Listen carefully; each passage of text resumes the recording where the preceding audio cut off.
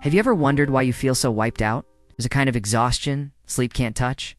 You can take a break, hit pause, and still wake up with the sense that something in you never put its guard down. It's not the tiredness of doing too much. It's the strain of holding yourself together, staying on alert, making sure nothing falls apart inside you or around you. You look at your life and feel that quiet weight in your chest. You move carefully, choose your words, run through possible reactions before they even happen. Somewhere along the way, relaxing stopped feeling safe. Part of you keeps asking why being alive feels like hard work instead of something that actually carries you forward. If you want to understand why, keep going. What you call tiredness might be self-protection. And once you see that, you can stop living like you're always fixing something that's about to break. You're not crushing life, you're keeping it from collapsing. Most days, your energy doesn't go into creating anything new. It goes into stopping things from falling apart and keeping what you have good enough. Effort has become your default setting. You wake up braced, already adjusting, already spending energy before the day has even asked for it. You can rest your body, but your system doesn't power down. There's always something in you scanning for danger, disapproval, imbalance. Relaxing feels like losing your footing. You're exhausted, but still the responsible one, still holding the wall up with your own hands so it doesn't crash down. So the real question is, why can't you step out of this pattern? You're not drained just because life is hard right now. You're drained because you learned early that staying upright took work. You learned to endure before you learned to rest. It's easy to blame it all on a harsh world, an unfair system, endless demands, and yes, all of that is real. But it might not be the root. When you stay at the surface, you name the pressure, but not the place inside you where it lands. You start to believe that if the world were softer, then you'd finally breathe, choose, take risks. The quiet question underneath is, why does the world feel threatening before anything even happens? Sometimes the problem isn't that life is difficult. It's that life keeps touching something old. And old patterns don't fade just because time passes. Before there was a boss, there was someone who didn't really listen. Before deadlines and performance reviews, there was the silent experience of trying to be heard and feeling nothing come back.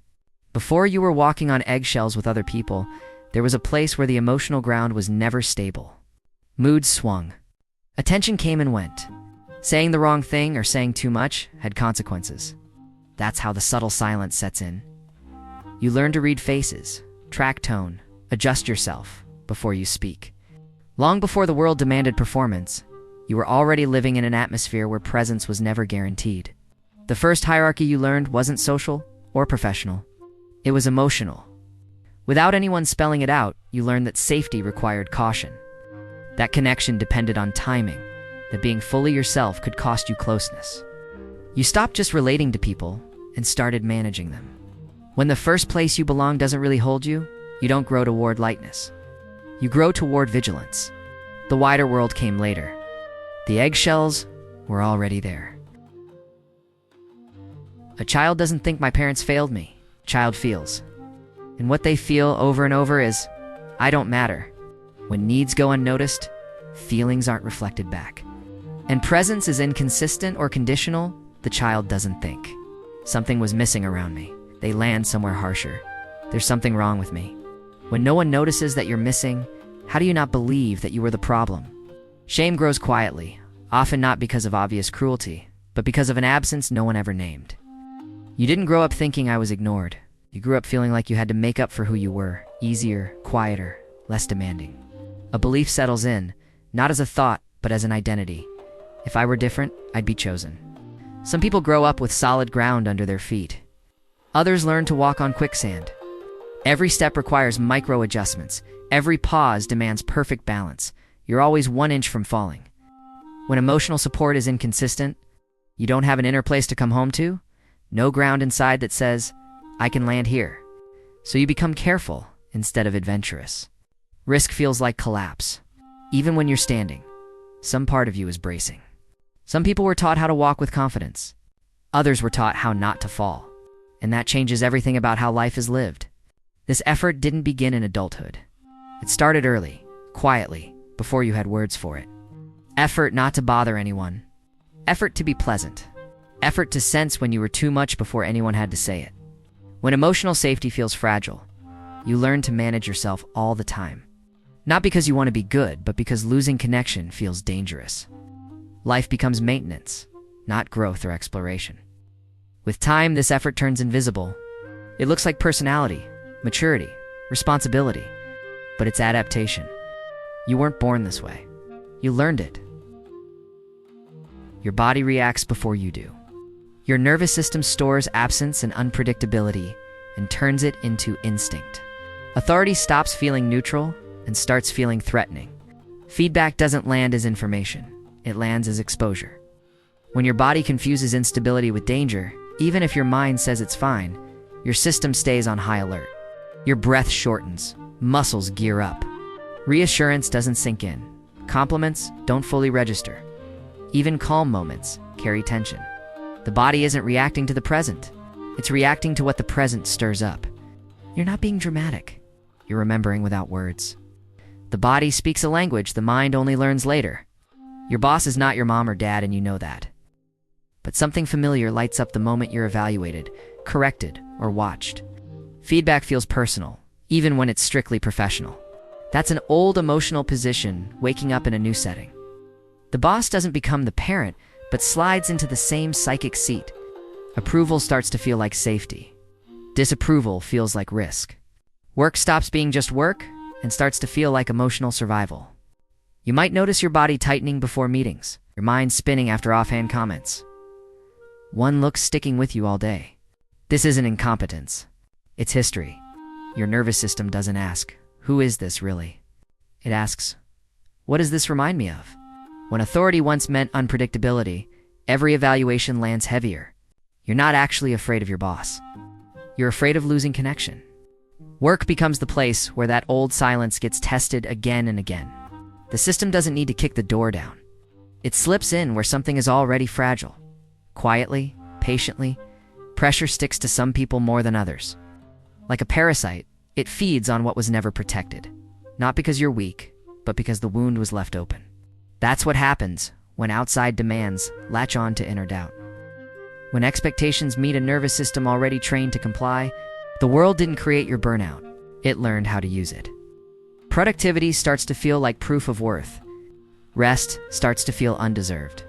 The system didn't invent your fear. It just moved into it. You might look at other people and think they're braver, more confident, less afraid. Often it's not about courage. It's about foundation. People take risks when they know that if they fall, something will catch them. A person, a place, an inner floor. When you don't have that, risk doesn't feel like growth. It feels like danger. Hesitation shows up in the big choices and the tiny ones. You're not avoiding risk just because you're scared to fail. You're avoiding it because it doesn't feel like you're allowed to fall. For some, falling means learning. For others, falling feels like disappearing. So you choose caution, not because you don't want more, but because safety was never a given. Ask yourself quietly, am I avoiding risk because I don't want to fail? Or because I don't believe I can survive the fall? Some people jump because they trust the ground.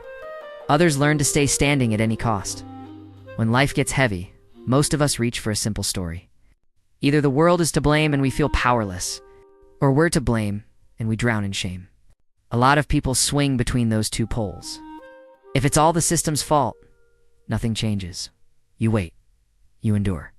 If it's all your fault, the weight turns inward. You judge yourself and carry shame instead of context. But the truth lives in the interaction. Your story met a demanding world. Your nervous system met pressure. Old patterns met new expectations. That's why effort feels constant. Why self-criticism arrives before self-compassion. Why you assume you are the problem even when you're already exhausted. You didn't choose the map you started with, but you can learn to redraw it. And that doesn't begin with blame. It begins with understanding. Responsibility without compassion becomes punishment. Compassion without responsibility becomes escape. You are not weak. You are trained to endure. What looks like fragility is a nervous system that learned how to survive without much support.